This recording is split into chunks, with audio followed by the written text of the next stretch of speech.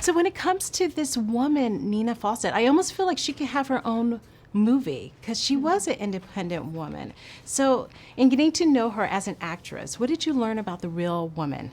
There was very little information on Nina because unless you were a hugely important cultural figure, women weren't really documented in the same way that men were.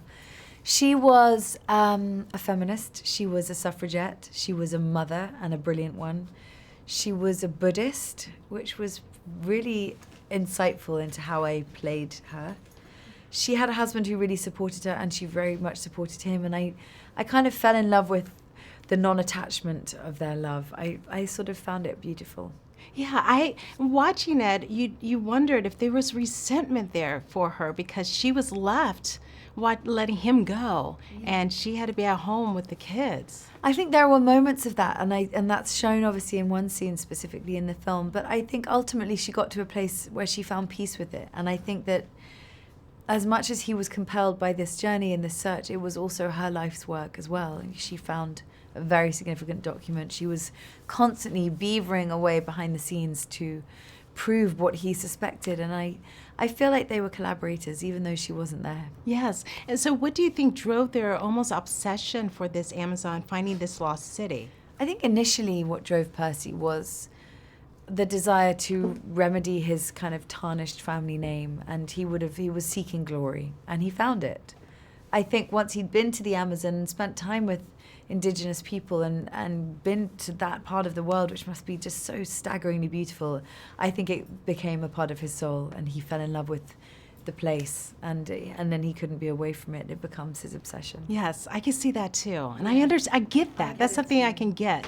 So when it comes to Percy Fawcett, he explored the Amazon. If you can explore any time or place, where would you like to explore? Oh, I am reading a book. I don't know, I'd like to go back to kind of Herod and Caesar and see what that would have been like in Jerusalem. I'm reading this book, The Master and Margarita, and there's a whole bit about Pontius Pilate, and it's just what was that world like? I mean, but I'd like to go anywhere. Battle of Hastings, Henry VIII's court, Tudor. Oh, I mean, gosh.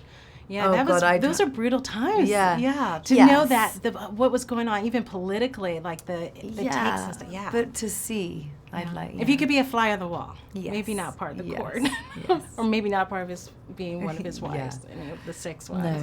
No. So what did you enjoy about this process of acting with the director James Gray? He really honored this woman, and I think in the hands of a different filmmaker, and I've experienced this a few times, she would have been totally marginalized, cast aside, and probably significantly cut in the edit.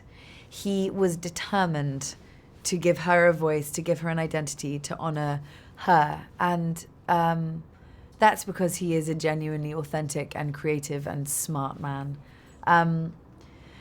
So we worked hard to give her an identity, and it could have been just a very male story, and you know, she's a part of it.